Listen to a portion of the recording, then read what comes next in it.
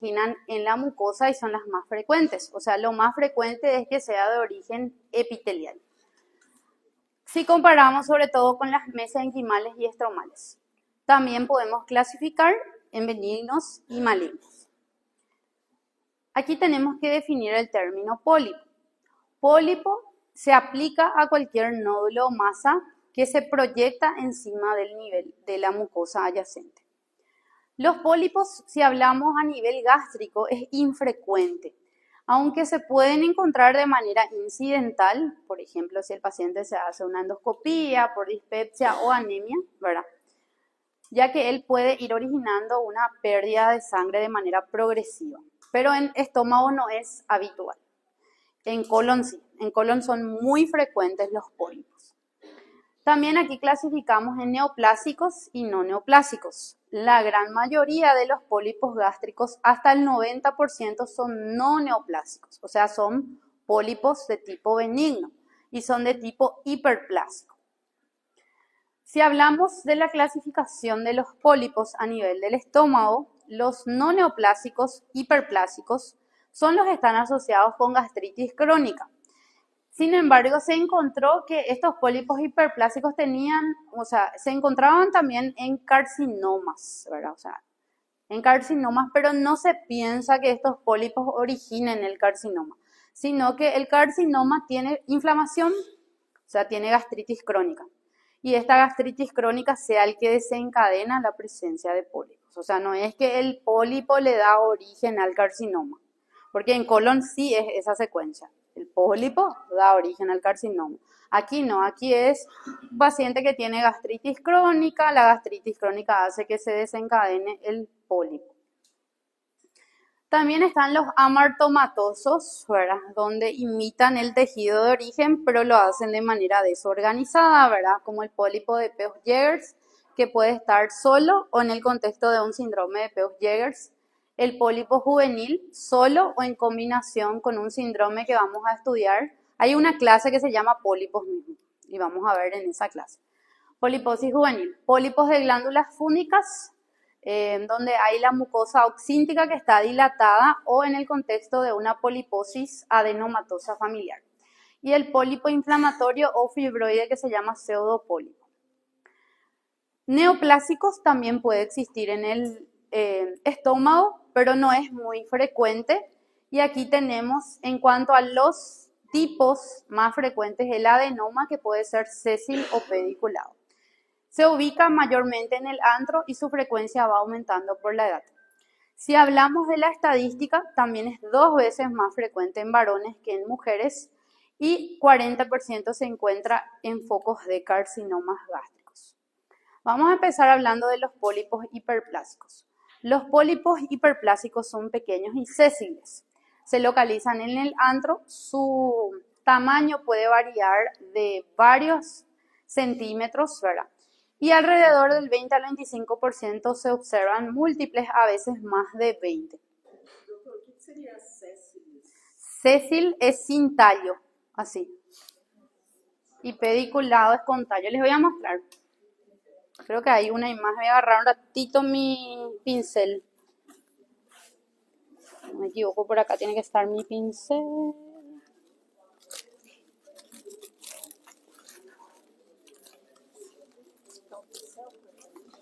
Sí, pero tendría que tener por aquí, no sé por qué no estoy encontrando. ¿Será que dejé ya otra vez en el laboratorio? Todas las veces yo dejo en el laboratorio mis pinceles. No, pero aquí ya encontré.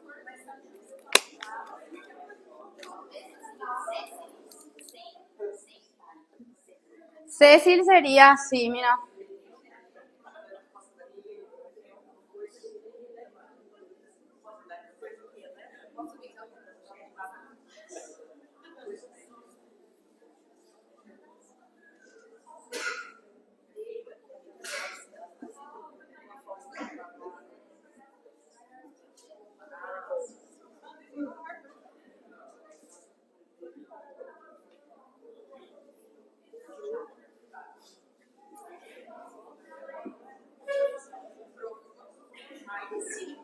Bueno, miren un ratito.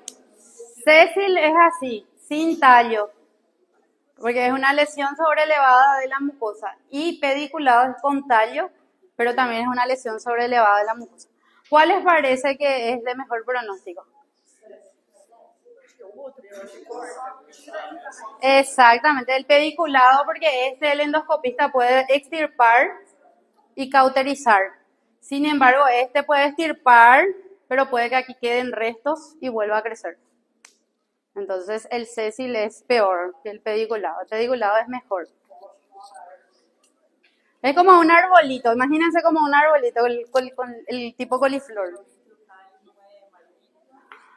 En realidad no significa que no sea maligno. Puede que igual sea maligno, pero se puede sacar.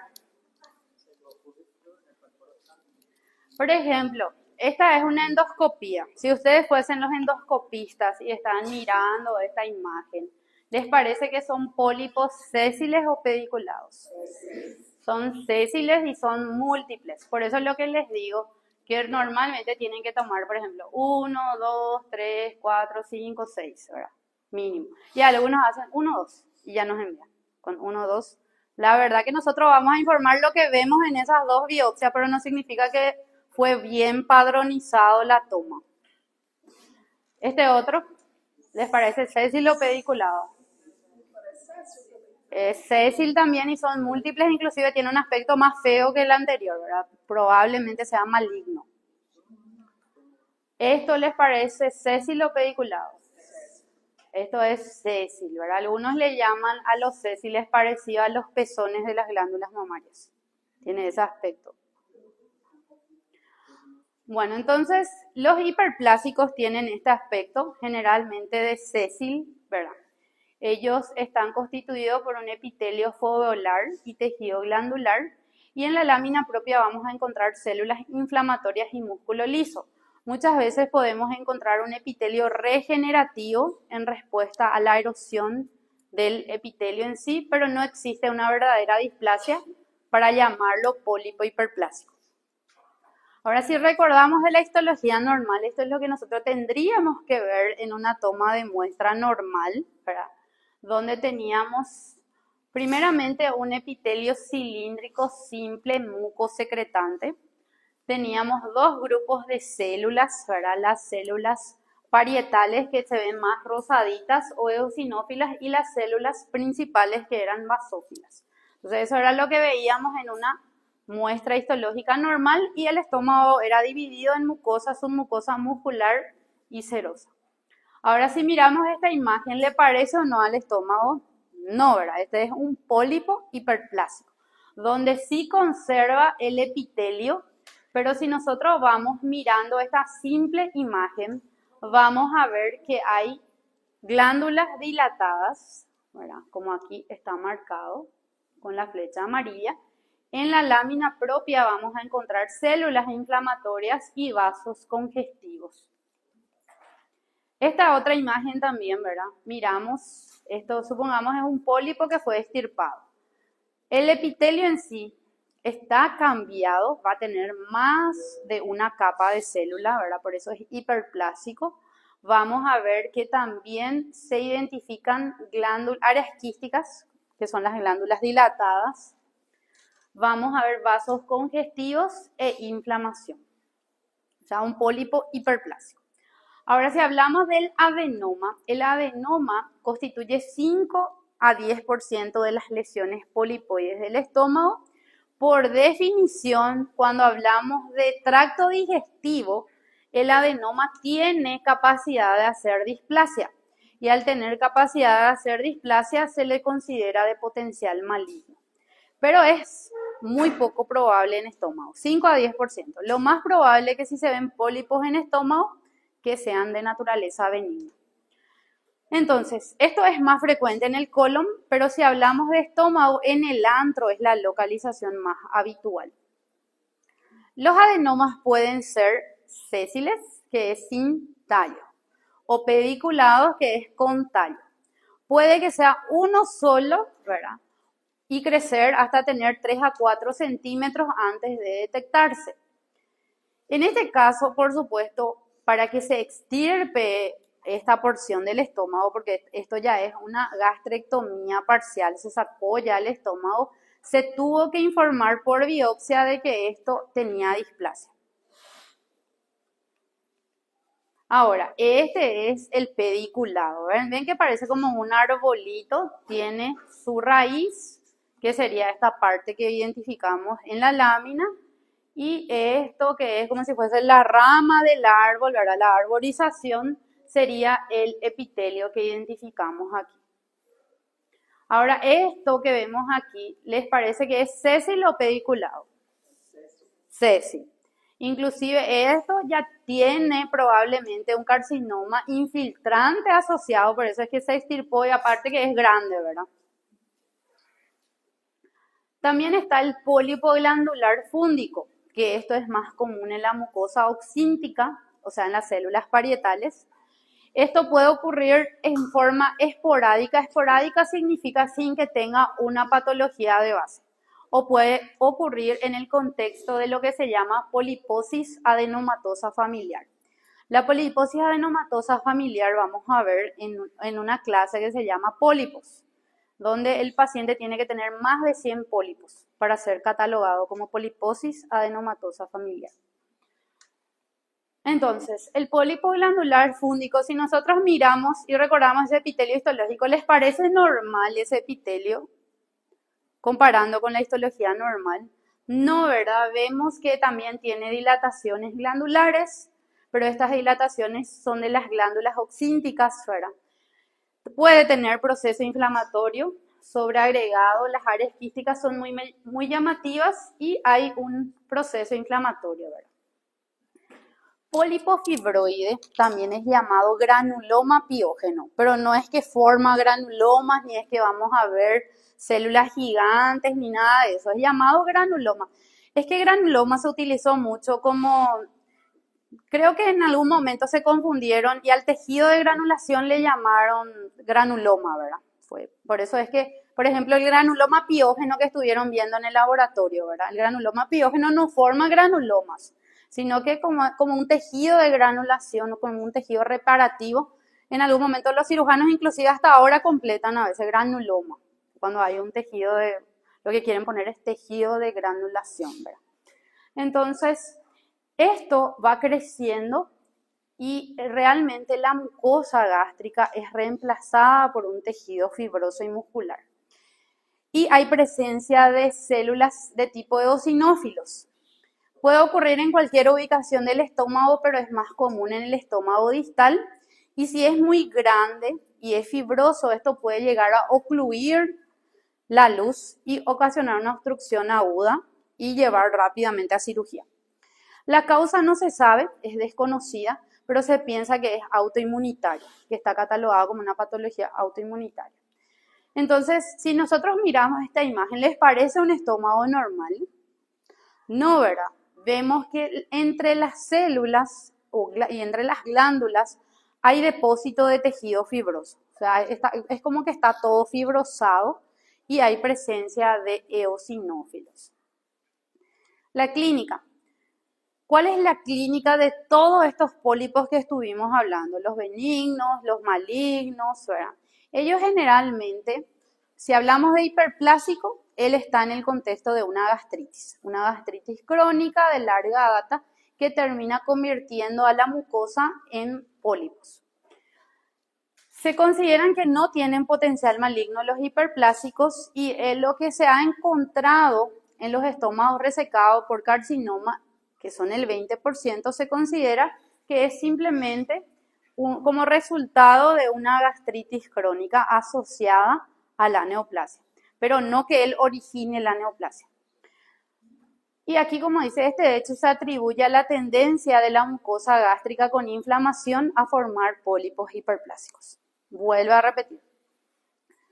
Si hablamos de la edad, es más frecuente después de los 70. Si hablamos de la estadística, es más frecuente en varones, 2 veces más comparando con mujeres. Y hasta el 30-40% tiene un foco de carcinoma en el momento del diagnóstico, sobre todo en las lesiones de mayor tamaño, pero él no origina el carcinoma. Vuelvo a repetir, no es que él origina el carcinoma. Ahora, los adenomas que dijimos que tienen potencial maligno, ellos, a diferencia de los del colon que nacen de la mucosa normal, Aquí el sustrato es una gastritis crónica con metaplasia intestinal. También existen lo que son las gastritis autoinmunes que pueden ser pueden desencadenar la formación de adenomas.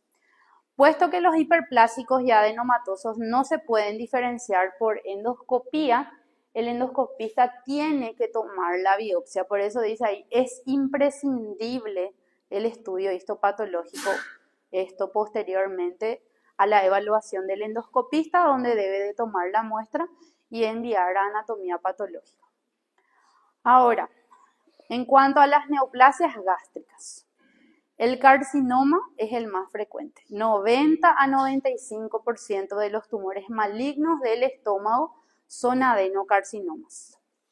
Le sigue en frecuencia el linfoma, los tumores carcinoides, los mesenquimales donde tenemos el GITS o tumor del estroma gastrointestinal puede ser benigno o maligno. Los leiomiosarcomas y los schwannomas. Es una de las neoplasias más comunes a nivel mundial, mayor causa de muerte. Esto es una incidencia alta en Japón y otros países, pero si hablamos aquí de Paraguay o de Brasil, tiene una tasa bien alta los carcinomas gástricos. La gran mayoría son de origen epitelial, con diferenciación glandular, es decir, adenocarcinomas. Y si hablamos de la relación hombre-mujer es 2:1. O sea, 2 veces más frecuente en varones que en mujeres. Y el problema es que mayoritariamente son asintomáticos. No dan síntomas hasta que la patología sea avanzada. El pronóstico es pobre. 20% de sobrevida a los 5 años. O sea, es una de las neoplasias de peor pronóstico. ¿Alguna vez escucharon hablar de algún paciente que tuvo cáncer gástrico? ¿Cuál fue la sobrevida? Quanto? 2, 3 anos no máximo. Até teve uma que morreu agora esses dias, não sei de quem que ela teve, uma atriz, eu acho, brasileira também que morreu. El cáncer gástrico realmente son aquellos, bueno, hay 2 tipos que vamos a estudiar, ¿verdad? Está el intestinal y el difuso.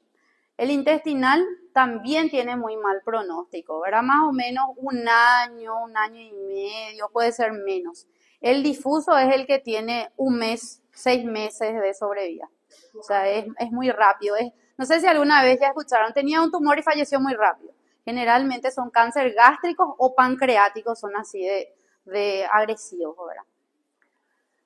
Bueno, Lauren ya usaba la clasificación en 1965 y dividía en 2 tipos, intestinal y difuso, ¿verdad? El intestinal es aquel que vamos a identificar las estructuras glandulares, el clásico adenocarcinoma donde se ven glándulas.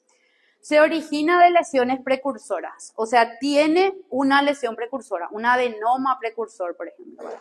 Tiene un crecimiento expansivo que va comprometiendo las diferentes porciones, ¿verdad? Las diferentes capas del estómago, mucosa, submucosa, muscular, etc. El tipo intestinal, las células tienen vacuolas llenas de mucina y la mucina puede estar también en la luz de la glándula y formar un adenocarcinoma gástrico mucinoso. La relación hombre-mujer es 2:1, o sea, 2 veces más frecuente en varones que en mujeres y la edad media es de 55 años. Entonces, el adenocarcinoma de tipo intestinal de la clasificación de Lauren, y vamos a colocar allá en la pizarra, vamos a hacer un esquema, porque existen como 6 clasificaciones que vamos a usar en tumores gástricos, ¿verdad? Voy a borrar este. Este nadie usa, ¿verdad?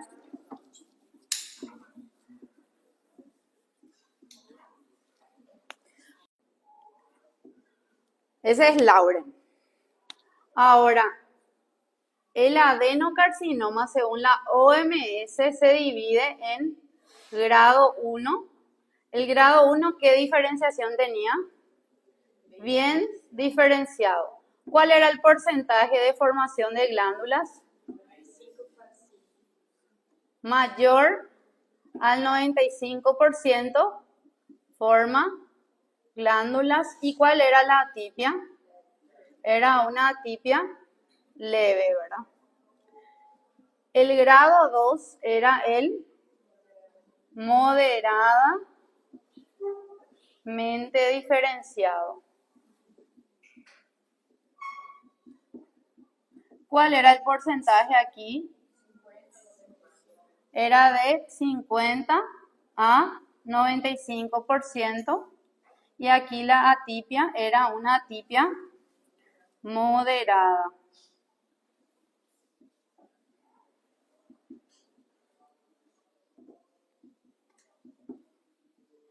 Y aquí el grado 3 era el pobremente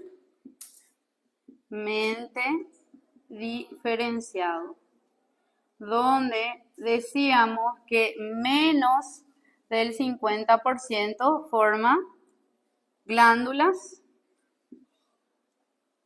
La atipia era una atipia severa.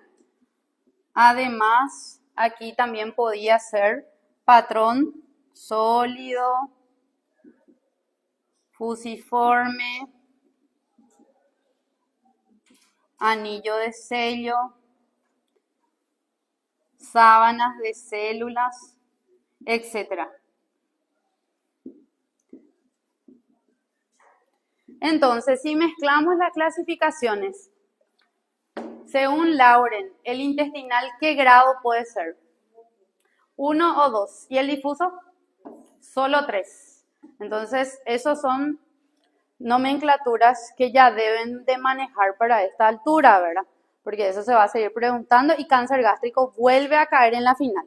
Es un tema así gigante que deben de saber porque es una neoplasia muy frecuente, ¿verdad? Lo que es cáncer gástrico. Se voy a apagar la luz un ratito. Entonces, si miramos esta imagen, ¿qué grado les parece que es este? ¿Grado 1, grado 2 o grado 3 según la OMS? Grado 2, ¿verdad? Se ve glándulas, pero no hay tantas glándulas. Hay bastante estroma interpuesto y la atipia generalmente es moderada, pero esto para Lauren es simplemente intestinal. Lauren simplifica, es intestinal difuso, ¿verdad? Ahora la OMS complica. Grado 1, grado 2 y grado 3 de acuerdo al porcentaje de glándulas. Entonces, si este, por ejemplo, miramos y si esto clasificáramos por la OMS, ¿qué grado sería? Esto sería 1, ¿verdad? Si toda la lámina vemos así, glándulas numerosas, compactas, poco estroma interpuesto es 1, ¿verdad? Ahora, este nos dice, esto vuelve a tener sus tipos histológicos que ya no les voy a dar, pero si ustedes van a hacer cirugía o gastro, tienen que saber, ¿verdad? Donde este es, por ejemplo, el tipo papilar y aquí nada más que nos dice que aquí prácticamente está invadiendo hasta la capa muscular y se ve la formación de papilas.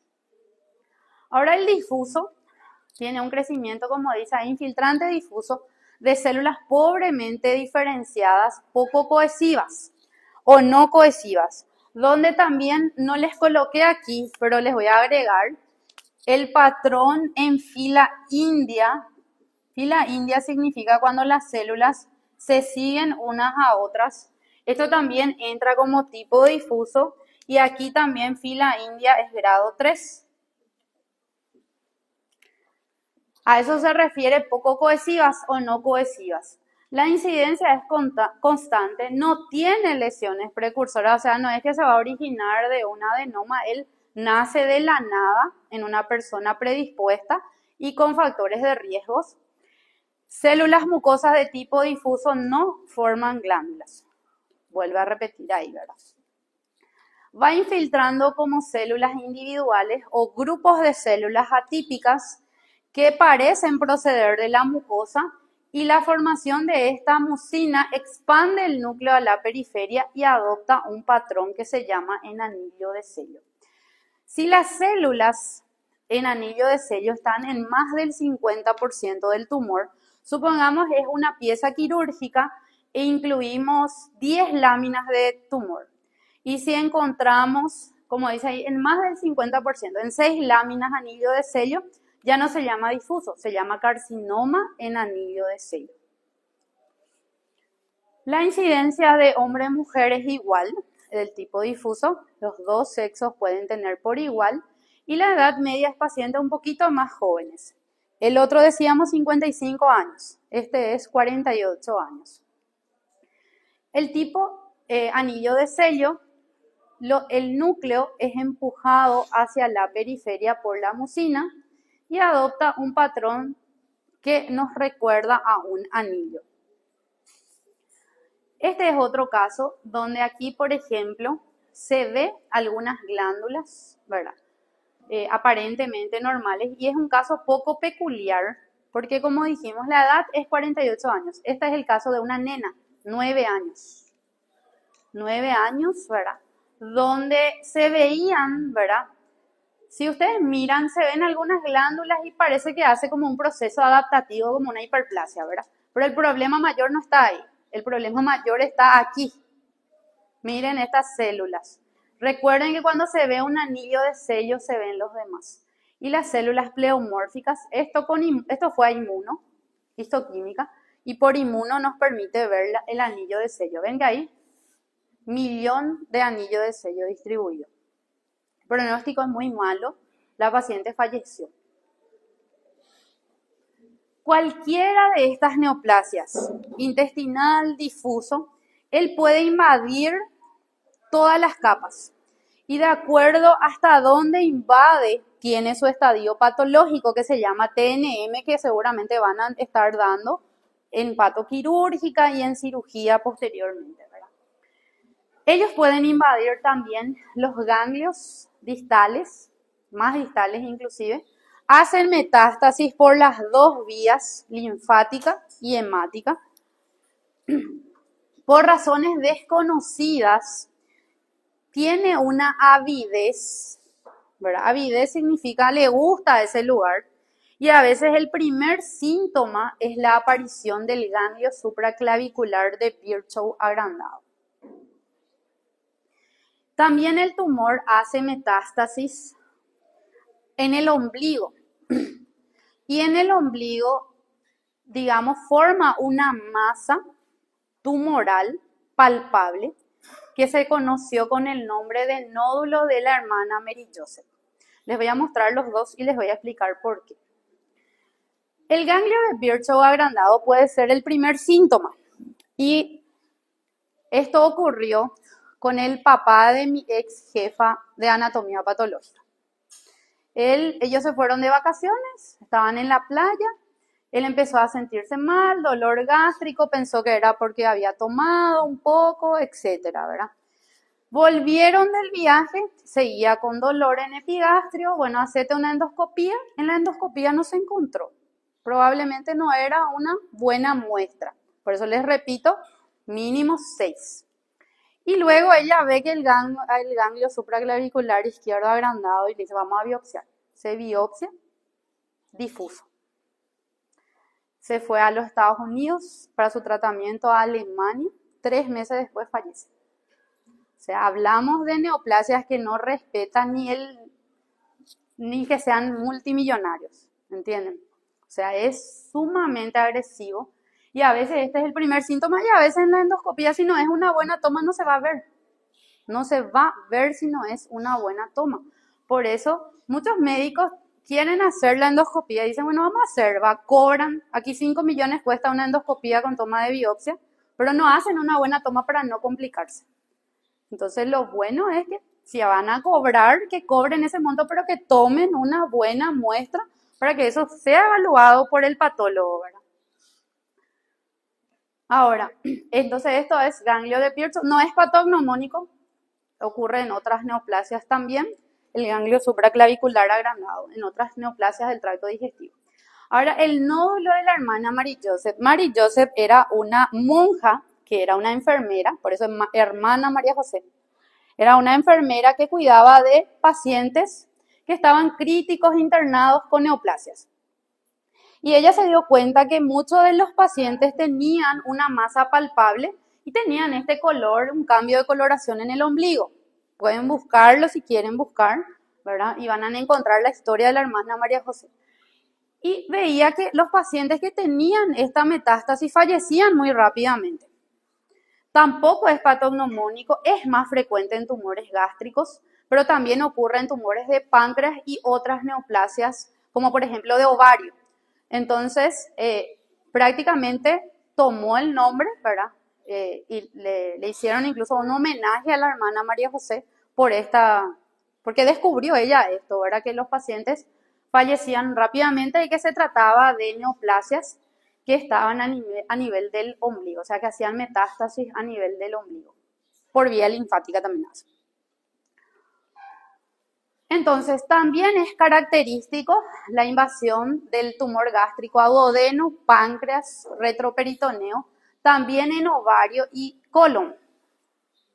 En el momento en que de la muerte, generalmente es generalizada las metástasis a hígado y pulmón, y una localización importante de las metástasis es a ovarios, que el tumor gástrico haga metástasis a ovario. Este tumor recibe el nombre de tumor de Krukenberg. Cuando el tumor gástrico hace metástasis a ovario, generalmente es bilateral.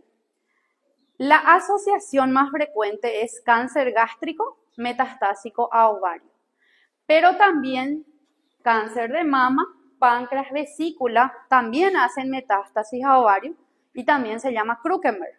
Solo que más comúnmente, más frecuentemente es cáncer gástrico y ovario, la asociación conocida como Krukenberg. Los demás también son Krukenberg, repito. La OMS tiene otra clasificación donde habla de leiomioma, leiomiosarcomas, schwannomas, tumores granulares y del estroma, que son denominados de tipo no epitelial. Los epiteliales son el adenocarcinoma papilar, si forma papilas, tubular, si forma túbulos, mucinoso, donde se ve mucina en la luz glandular, anillo de sello, indiferenciado adenoescamoso, donde hay un componente glandular y un componente escamoso de células pequeñas y carcinoides. Ahora, ¿cuáles son los factores de riesgos? Y ahí hablamos del elevado consumo de sal, o sea, la comida, el hábito de comer es lo que más está asociado con las neoplasias de tipo gástrica, ¿verdad? Donde hablamos, por ejemplo, de comidas ahumadas o que contienen nitrosaminas. Nunca se fijaron en la fecha de vencimiento de los supermercados. Aquellos, por ejemplo, que tienen una fecha de vencimiento más prolongada, por ejemplo, vence en 2026. Esos son los, digamos, que tienen más conservantes y lo que no es recomendable comer, ¿verdad? Yo creo que les había comentado del Nisino, no les comenté. Yo creo que les había comentado del Nisin, por ejemplo, ¿verdad? Que aparte de tener mucha sal, que se hizo un estudio y se vio que eso se termina por digerir pasado 3 días, ¿verdad? Comparando con fideos normales, vamos a decirlo así. Todo lo que es el churrasco, por ejemplo. El churrasco, ¿cómo les gusta más? ¿Que tenga un poco de tejido adiposo o sin tejido adiposo? Muchas comidas, muchas personas les gusta el que tiene un poquito de gordurita, ¿verdad? Ese justamente también es totalmente dañino, ¿verdad? Todo lo que hablamos de jamones, todos los tipos de embutidos, jamones, todos ellos, ¿verdad? Tabaquismo y alcohol, ¿verdad? Que no está claro su papel. Protectores, o sea, se recomienda, ¿verdad? Consumos de frutas, verduras, vegetales, vitaminas y minerales para poder, digamos, contrarrestar esta mala alimentación, ¿verdad? Hay personas, de hecho, que no comen carne por eso.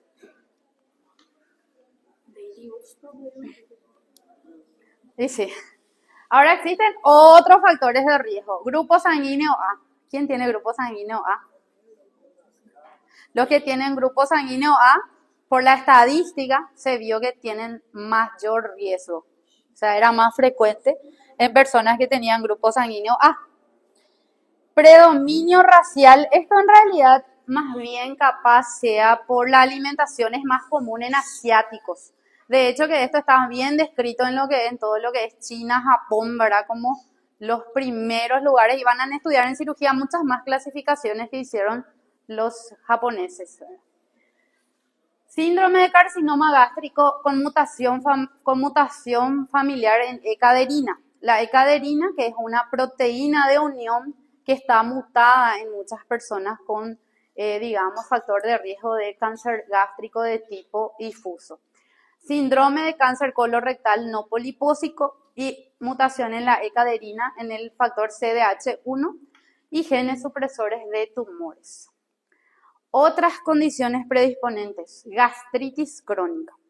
Y sobre todo si es gastritis crónica atrófica y con metaplasia intestinal. Se vio que era 18 veces más frecuente. Úlcera crónica gástrica, pacientes que tenían úlceras gástricas. Helicobacter pylori positivo, 5 a 6 veces más en personas con Helicobacter positivo. Otras infecciones menos frecuentes como el virus de Epstein-Barr. Y también hoy día se vio posgastrectomías, aquellas personas que querían adelgazar y que se retiraban porciones del estómago. Inmunodeficiencia de cualquier tipo y hay una patología que se llama enfermedad de Menetrier, donde es una gastropatía hipertrófica, que prácticamente el estómago cambia de arquitectura macroscópica, parecen como que tienen múltiples formaciones vellosas, pero en realidad se trata de una gastropatía hipertrófica, donde aquí prácticamente vemos cómo están agrandadas las glándulas. Entonces, la dieta, el helicobacter, la genética, los factores ambientales, todo ello hacen que la mucosa normal vaya cambiando a una gastritis superficial leve, luego moderada, luego severa. La moderada y la severa sobre todo tienen atrofia, metaplasia intestinal, donde el epitelio cilíndrico mucosecretante cambia a un epitelio con microvellosidades y células caliciformes, cáncer gástrico y luego metástasis. Y todo esto tiene que tener una carga genética asociada también.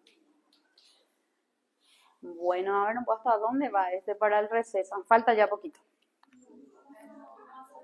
Todos faltan. Bueno, lesiones premalignas, entonces displasia de bajo y de alto grado. Dijimos pólipos también.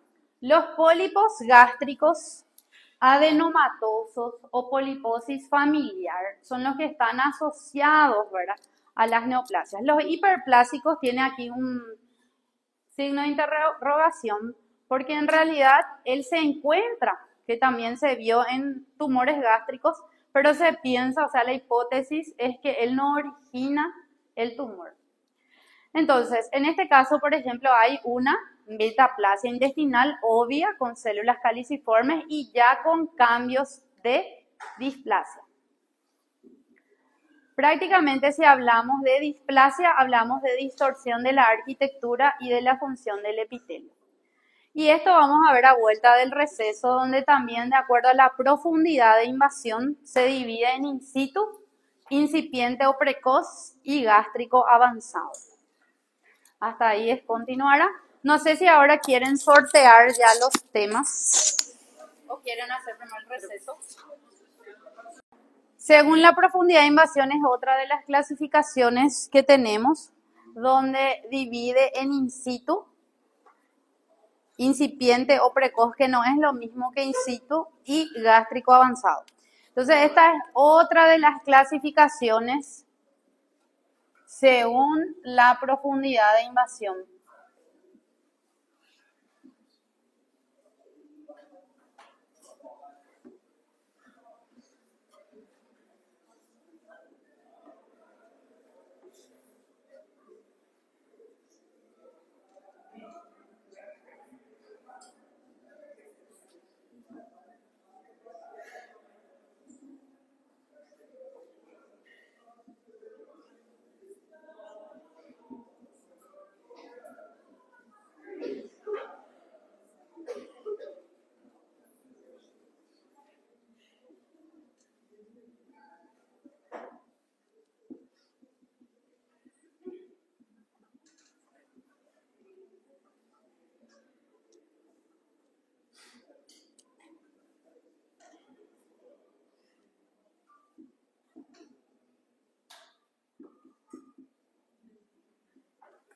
Bueno, el in situ o superficial, ¿dónde va a estar el compromiso? Cuando hablamos in situ. En el epitelio, es decir, en lo que sería la mucosa. El incipiente o precoz es aquel definido como aquel que invade mucosa y submucosa con o sin metástasis asociado. Y el avanzado es aquel que va más allá de la submucosa. O sea, muscular, serosa, algunos van ya hasta lo que es la cavidad peritoneal o otros órganos. Entonces es otra clasificación según la profundidad de invasión. Bueno, ahora, el adenocarcinoma también tiene su clasificación macroscópica. La clasificación macroscópica también habla del superficial y del profundo, siendo el más frecuente, lastimosamente, el carcinoma gástrico avanzado, que es esta clasificación que están observando aquí, ¿verdad? Donde, vamos a volver a dividir aquí, según la macroscopía, entonces también esto depende si es un tumor superficial o si es un tumor profundo. Si es profundo o avanzado, como ven ahí, la primera morfología y la más frecuente de las neoplasias es el tipo exofítico. ¿Qué entendemos por el tipo exofítico? Exofítico era una lesión sobreelevada con aspecto de coliflor, que protruye en la luz gástrica, ¿verdad? Ahora, el plano o deprimido no es muy frecuente, donde la masa tumoral no es obvia, se ve como un cambio de coloración, como una placa. Entonces a eso le llaman imagen de tipo plano, ¿verdad? Plano o deprimido en el sentido de que puede identificarse como un cambio de coloración o como una lesión ligeramente deprimida.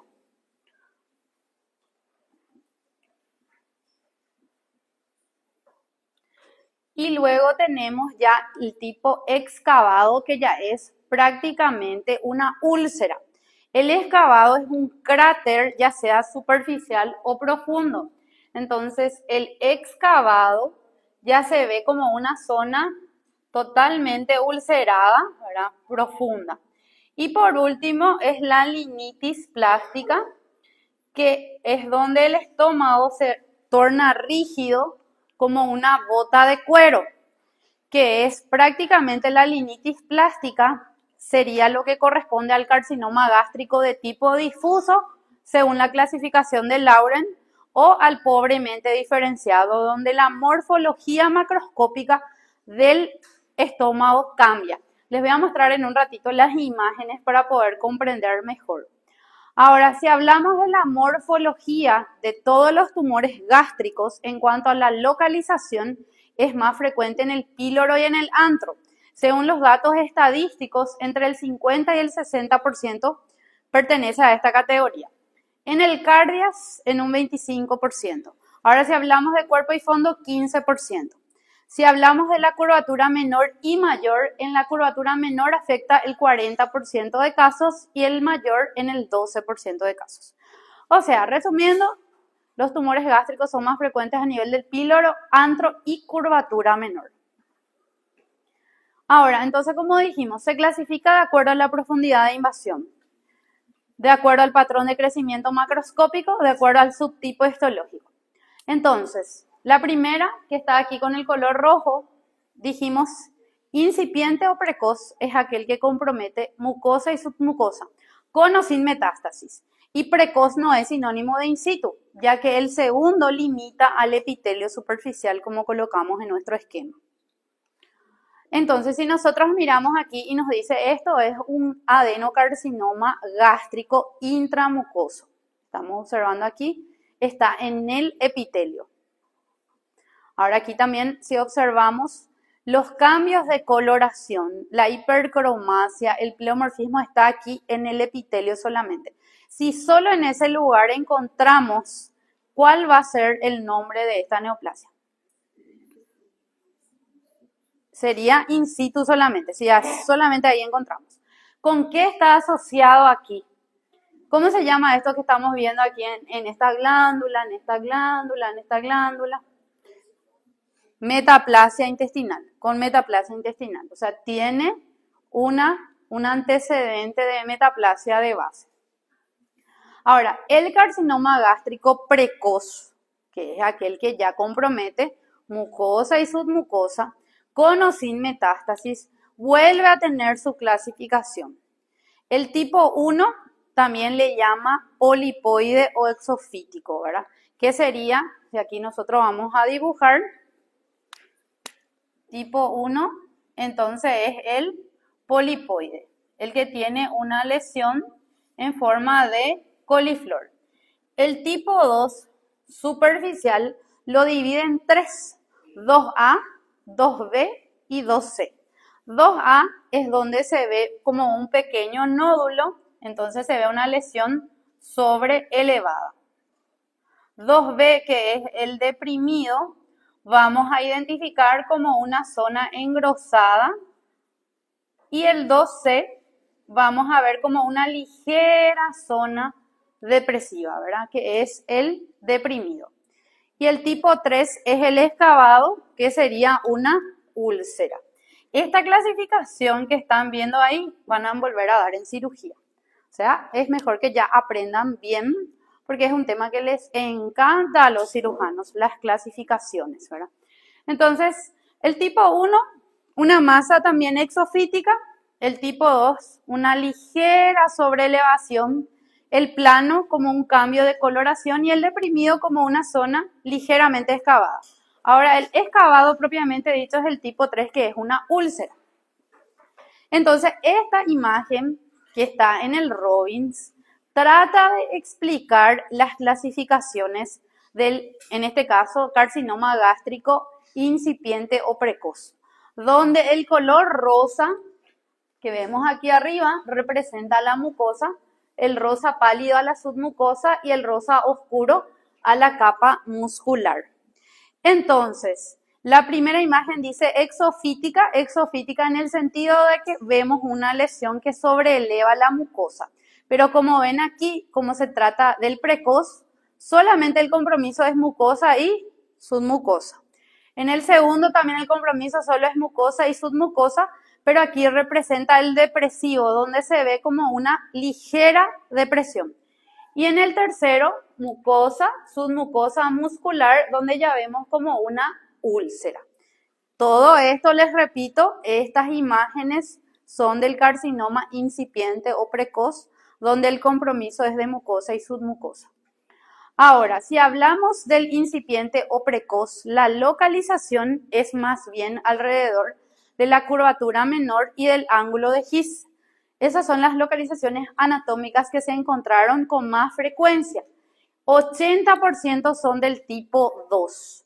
El tipo 2 que puede ser elevado, plano o deprimido, que es el superficial. Ahora, cerca de la mitad de los casos de cáncer gástrico en Japón tienen la ventaja de cómo ahí es tan prevalente las neoplasias gástricas de que las personas puedan tener una cita con un endoscopista y poder realizarse la biopsia. En el Brasil les pregunto, ¿es fácil hacerse una biopsia o lleva mucho protocolo? Depende. Pagando. No, yo les pregunto en el hospital público. Hablamos de acceso a la población, a todos. Tem que seguir todo. Tiene mucho protocolo. O E é sea, só o especialista que pode solicitar, na verdade. Então, e o especialista geralmente pero demora. Por ejemplo, vos querés hacerte en el Brasil. meio ano, dependendo da localização. Por exemplo, só o especialista que pode pedir a biópsia. O médico da atenção primária não pode. No puede pedir. Bueno, aquí en realidad el problema es que en el hospital público hay acá en Alto Paraná, en el público hay un endoscopista. Imagínense, Alto Paraná. Alto Paraná es gigante.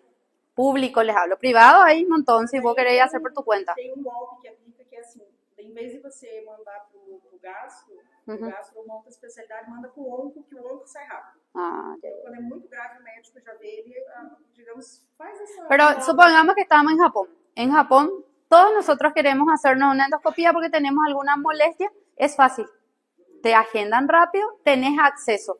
Por eso, en el Japón, este es el más frecuente, el superficial. O sea, se detecta en estadios precoces. Aquí mismo, para hacerse en el privado, es como 5 millones pagar en forma privada. Y el público hay un solo gastroenterólogo, como les digo. Y para agarrar turno, para que se te agende de vuelta, para hacerte la biopsia, lleva su tiempo. Quizás más de medio año, no solo medio año, como en el caso de ella está explicando, ¿verdad? Ah, sí. Entonces, en Japón, cerca de la mitad de casos es de este tipo. Ahora, en otros países, incluyendo Paraguay y Brasil, su incidencia es baja. Lastimosamente, aquí en Paraguay y en Brasil tenemos incidencia alta de carcinoma avanzado.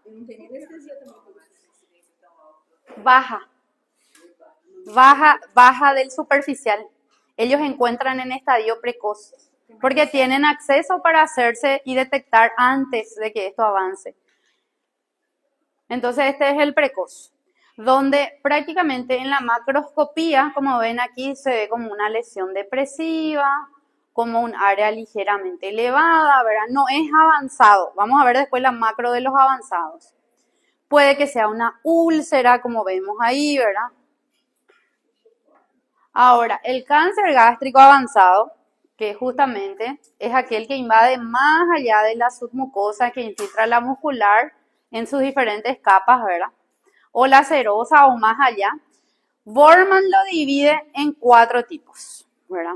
Que es la clasificación que allí colocamos. El tipo 1, el polipoide exofítico. El tipo 2, el ulcerado. El tipo 3, el úlcero infiltrante. Y el tipo 4, la linitis plástica. Si hablamos de la localización, es más frecuente en el antro y en la curvatura menor. La mayoría son de tipo 3, es decir, úlcero infiltrante. El que el paciente, se le dicen al paciente tenés una úlcera, ¿verdad? Constituye la forma más frecuente en nuestro país, Paraguay, también Brasil, donde aquí también representa mucosa, submucosa y muscular. En el exofítico vamos a ver una lesión polipoide que va infiltrando las distintas capas. En el excavado se ve una úlcera que va invadiendo las distintas capas. Y en la linitis plástica se ve un cambio de la pared gástrica donde prácticamente no queda nada de estómago normal y el estómago se torna duro, rígido. Entonces, esta es una gastrectomía donde se ve la lesión en forma de úlcera profunda. Si vamos acercando, vamos a ir viendo que esto va invadiendo las distintas capas. Aquí vemos otra imagen nodular, ulcerada y necrótica en el estómago, prácticamente ocupando gran parte del estómago. Este ya ni parece estómago, ¿verdad? Prácticamente se ve como, parece un cerebro, ¿verdad? Una lesión nodular, necrótica, ulcerada. Y este es la famosa linitis plástica, donde el estómago adopta la forma de... ¿Conocen eso que anteriormente se usaba para tomar agua? Les voy a dibujar aquí, no sé cómo se llama. Una cosa así que usaban los caballeros para tomar agua. ¿Cómo se llama? Canchiu, en portugués. Bueno, con eso lo comparan el estómago.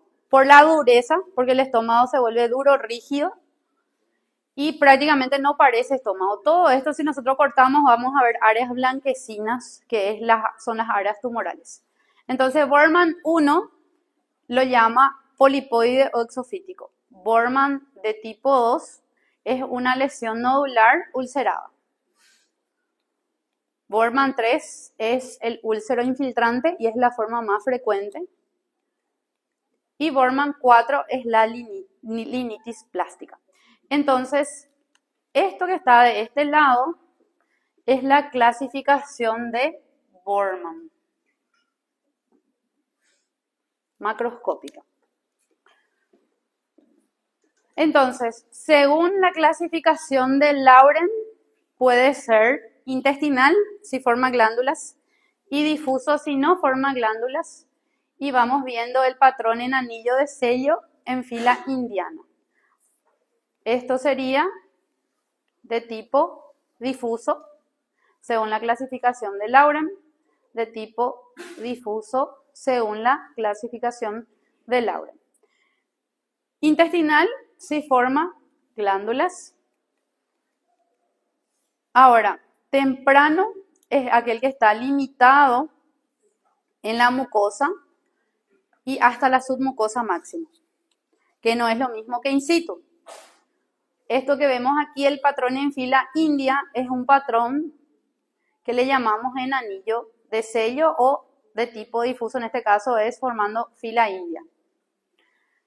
El anillo de sello también se puede demostrar, aparte de Paz, con la tinción tricrómico de Mayer, que permite teñir de un color eosinófilo fuerte. Aquí está musicarmín de Mayer. Aquí vamos viendo también que existen otras variantes como el mucinoso, si tiene gran cantidad de mucina intra y extraglandular. En este otro es otra imagen nada más para que vean la gran variedad de neoplasias que existe. Este, por ejemplo, es un adenocarcinoma, pero de células parietales, por eso tiene ese color rosadito. Ahora, en cuanto a la clínica, la evolución es silente, no da síntomas, como ya dijimos. La enfermedad ulcerosa gástrica podría ser una manifestación donde se le dice al paciente tenés una úlcera. Pacientes sanos con desarrollo de una enfermedad ulcerosa, paciente con enfermedad ulcerosa donde empeora los síntomas. Pérdida de peso, anorexia ya son prácticamente en estadios avanzados. Hemorragia, obstrucción y vómitos, hablamos de estadio avanzado. Signos de diseminación, ascitis, ya cuando él está bastante avanzado. Y metástasis con falla hepática, como en tumores de Krukemer. Dolores óseos son otra sintomatología de casos avanzados. Entonces, si dividimos la clínica, prácticamente no da síntomas. Si hablamos del superficial, 80% es asintomático. Por eso es la importancia de hacerse una endoscopía, a la cual realmente es malo porque no tenemos acceso de manera fácil, ¿verdad? Y gratuita. Dolor epigástrico en un 10% de casos. ¿Quién alguna vez ya no tuvo un dolor en epigastrio, verdad? Náuseas o vómitos en un 8% de casos. Anorexia, ¿verdad? Plenitud precoz, saciedad precoz, se come algo y enseguida ya se sacia en un 5%, hemorragia en un 4%. O sea, son muy poco específicos los síntomas.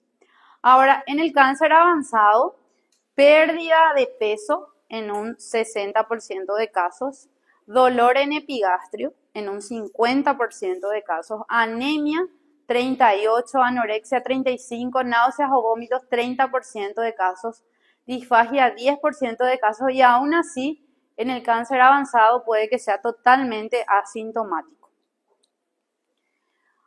¿Por qué mueren los pacientes? ¿Por recurrencia? ¿Por diseminación en el peritoneo o metástasis hepática con falla hepática posterior? Ahora, el TNM que dijimos que todos los órganos tienen su TNM es crucial para los oncólogos. Nosotros en nuestro informe de anatomía patológica colocamos al final el estadio del paciente, ¿verdad? Donde tenemos en cuenta la profundidad de invasión, hasta dónde llega la neoplasia, si es hasta la muscular interna, la externa, la serosa, si hay o no metástasis, evaluamos los ganglios. Normalmente el médico hace una gastrectomía, ya sea total o parcial, dependiendo del caso, y extirpa la cadena ganglionar. Y mínimo tenemos que buscar 12 ganglios, tienen que sacar por lo menos 12 ganglios y evaluamos esos 12 ganglios. Y no es lo mismo que tenga metástasis en 2 de 12, por ejemplo, que tenga en 6 de 12 o que tenga en 10 de 12. Cuanto más metástasis ganglionares tiene, va pasando a otro estadio patológico. El tipo histológico, sabemos que no es lo mismo que tenga un intestinal que sea un difuso o que sea un grado 1 o grado 3, ¿verdad? El estado general del paciente. El paciente puede que tenga otras patologías de base. Puede que sea diabético, hipertenso, cardiópata. O sea, todo eso el médico evalúa, ¿verdad? Y también depende mucho de la edad para el pronóstico muchas veces. Con tratamiento, si hablamos de un cáncer precoz, que dijimos que muy bajo tenemos aquí en Paraguay y en Brasil, 91 a 97% es la sobrevida a los 5 años. ¿Les parece que es buen pronóstico? Sí, ¿verdad? Y lastimosamente no contamos con esos estudios que sean de forma accesible y gratuita, ¿verdad? En cambio, aquí en países como Paraguay y Brasil, 10% es la sobrevida si hablamos de cáncer gástrico avanzado. O sea, el pronóstico es bien malo, ¿verdad? Ahora vamos con tumores del estroma gastrointestinal o GITS. Por definición, son neoplasias no epiteliales del estómago que tienen una naturaleza muscular lisa. Pueden ocurrir desde el esófago hasta el recto, lo que es GITS, pero en estómago, que estamos viendo ahora, e intestino delgado son las ubicaciones más frecuentes de los GITS. Los GITS pueden ser benignos o malignos. Y tienen criterios. ¿Cuándo se considera un GITS maligno? Cuando, por ejemplo, el tamaño, que es uno de los más importantes, es más de 10 centímetros. Las mitosis, el conteo mitótico, no es lo mismo que el tumor tenga 2 mitosis que tenga 10 mitosis en 10 campos. La presencia de metástasis, si ya hay o no metástasis. Las metástasis son frecuentes en cavidad peritoneal e hígado si hablamos de un GITS maligno. Los tumores del estroma gastrointestinal son tumores cuyo diagnóstico se hace por inmunohistoquímica, ya que se parece a tumores mesenquimales como leiomioma y leiomiosarcoma. Entonces, por eso nos dice aquí, es la inmuno, se hacen estudios genéticos también, y como dice ahí, ellos expresan actina muscular lisa, desmina y otros marcadores. Se creen que derivan de las células intersticiales de Cajal. No sé si se acuerdan de las células de Cajal que han dado en fisiología el año pasado y en histología en el primero, que son las que se encargan del peristaltismo. Entonces, de estas células se piensa que se originan estos GITS. Ahora, en cuanto a las características del tumor, macroscópicamente, él puede protruir en la luz del estómago o puede que esté del lado seroso del estómago. La superficie del corte, él tiene un patrón arremolinado, que es parecido a los leiomiomas y a los leiomiosarcomas, por ello es esencial su estudio de inmunohistoquímica. Ellos varían desde masas ligeramente firmes a blandas y también son comunes que tengan hemorragia. Necrosis y cambios quísticos también pueden presentarse. Ellos forman parte de la triada de Carney que ya habíamos hablado en la clase de tumores pulmonares, donde está constituido por el GITS gástrico, el paraganglioma, que también se llama feocromocitoma, el condroma pulmonar o amartoma pulmonar, que es lo mismo, o si no tiene condroma o amartoma pulmonar, tiene neurofibromatosis tipo 1, que se llama enfermedad de von Recklinghausen, que les voy a mostrar de qué se trata. La enfermedad de von Recklinghausen, o más fácilmente llamarlo neurofibromatosis tipo 1, ¿verdad? Los pacientes tienen trastornos genéticos que hacen que los nervios generen neuromas múltiples y también anormalidades en la piel y en los huesos. La neurofibromatosis tipo 1, o también llamada enfermedad de von Recklinghausen, que vamos a estar viendo en el capítulo de tumores neurales, en el capítulo de sistema nervioso periférico, se caracteriza por presentar manchas en café con leche múltiples. Tienen lo que son la afectación del sistema nervioso periférico con gliomas ópticos, nódulos de Lynch, amartomas melanocíticos en el iris y si bien con el paso del tiempo pueden afectarse todos los otros órganos. Y esto hay que diferenciarlo de la neurofibromatosis tipo 2, donde tienen tumores craneales del octavo par, gliomas y meningiomas. Esta es una paciente con neurofibromatosis tipo 1, que es lo que vamos a ver en tumores del sistema nervioso periférico. Son tumores múltiples, son múltiples neuromas que prácticamente cambian la estética de la paciente y esto se extirpa y vuelve a nacer otro tumor. Entonces es bastante complicado, entonces neuromas múltiples, como ven ahí, GITS gástrico, en el estómago tienen GITS, donde macroscópicamente tiene ese patrón en remolino, microscópicamente también.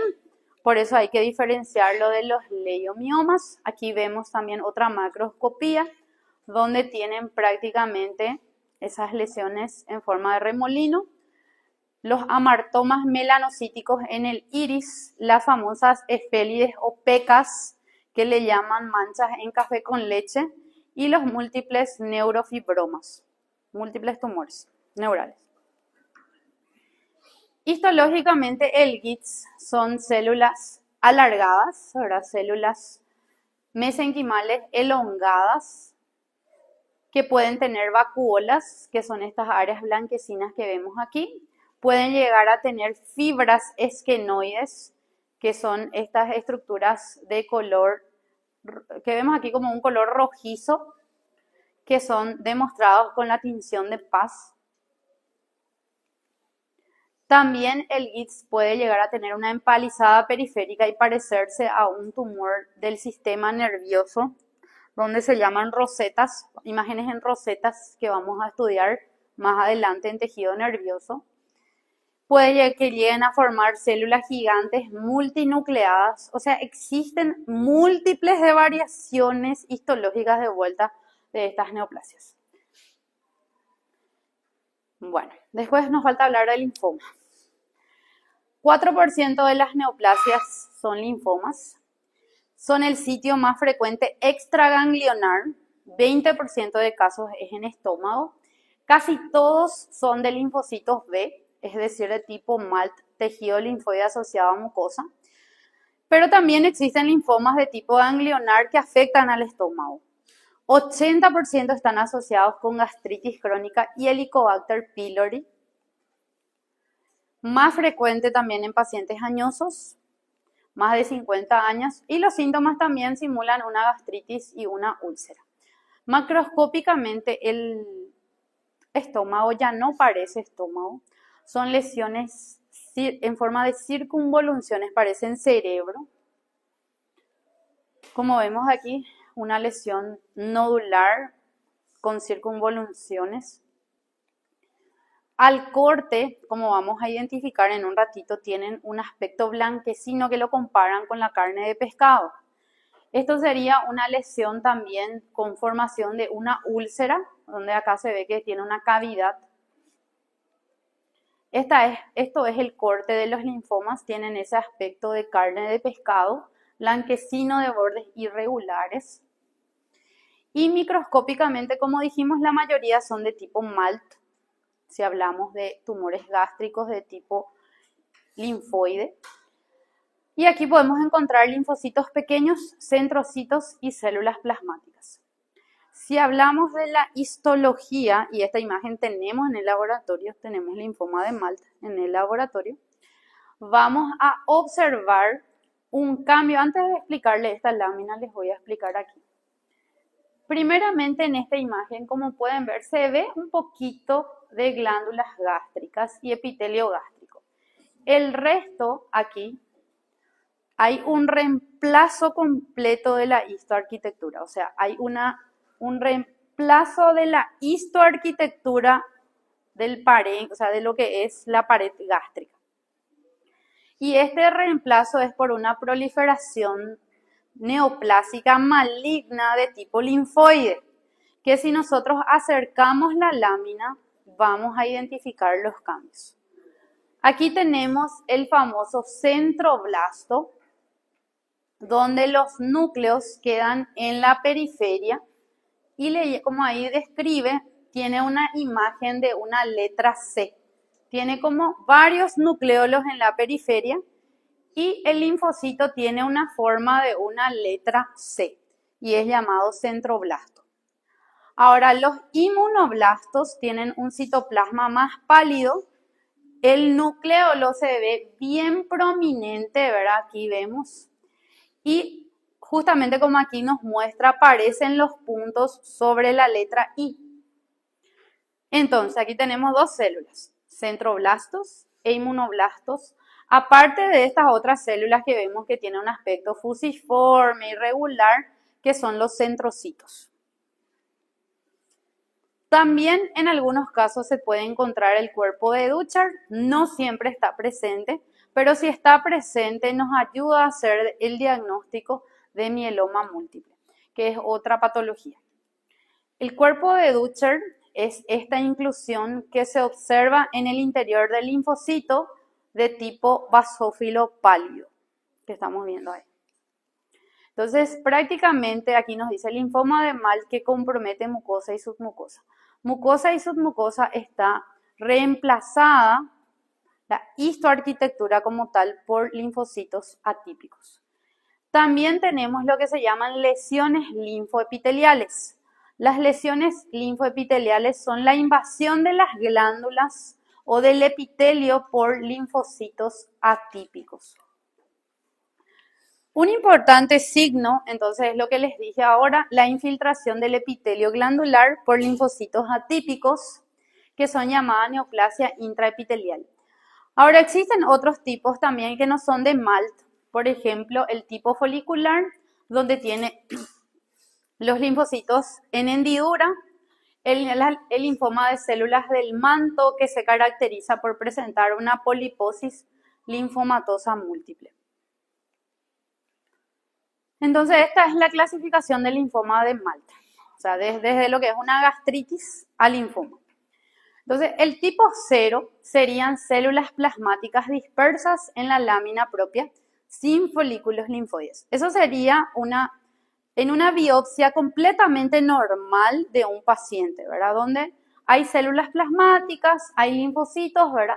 Pero como dice ahí, algunas dispersas. ¿Por qué menciona las células plasmáticas? Porque las células plasmáticas son los que nos van a dar el diagnóstico de gastritis crónica. ¿Se acuerdan que hubo una pregunta que creo que mucha gente se equivocó de sífilis? ¿Quién daba el diagnóstico de sífilis? Y eran los plasmocitos. Esta es otra patología donde los plasmocitos son los que nos dicen si es o no crónico. Y tenemos que encontrar por lo menos 5 plasmocitos por campo para decir gastritis crónica. Pero no se preocupen, esa es otra clase, que es de gastritis crónica. Ahora, gastritis crónica activa. La activa, vamos ya a encontrar linfocitos, pero tenemos que encontrar 5 plasmocitos, sin folículos linfoides, o sea, no hay esos nódulos, esos nidos de linfocitos. Sin lesiones linfoepiteliales, o sea, no hay linfocitos atípicos que estén invadiendo glándulas. La gastritis crónica activa con formación de folículos linfoides floridos es grado 2, donde aquí hay folículos prominentes, o sea, ya hay nidos de linfocitos, sin lesiones linfoepiteliales, no hay glándulas invadidas. El grado 3 es infiltrado sospechoso en la lámina propia, probablemente reactivo. Aquí hay folículos linfoides, ¿verdad? Linfocitos pequeños que van infiltrando la lámina propia y el epitelio. Ahora, en el grado 4 ya es sospechoso probablemente linfoma. Folículos linfoides floridos, células que ya se parecen a centrocitos, que están en la lámina propia y en el epitelio. Y el grado 5, que ya es el linfoma de Malt propiamente dicho, ya hay presencia de infiltrado difuso de células parecidas a centrocitos con lesiones linfoepiteliales, centroblastos e inmunoblastos. Entonces, esto es lo que nos da el diagnóstico del linfoma de Malt. Un reemplazo completo de lo que son las estructuras glandulares por un proceso linfoproliferativo.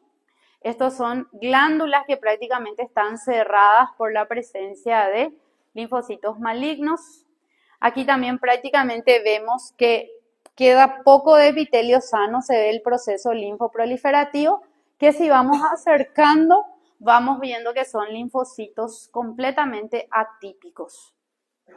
Aquí también vemos otra imagen, el epitelio glandular, y aquí vemos numerosos linfocitos. Aquí también se ve el epitelio Glandular, algunas glándulas y todo esto que está aquí son linfocitos atípicos. Y aquí la proteína CD20 que permite dar el diagnóstico del linfoma de Malta. Y hasta ahí es tumores gástricos.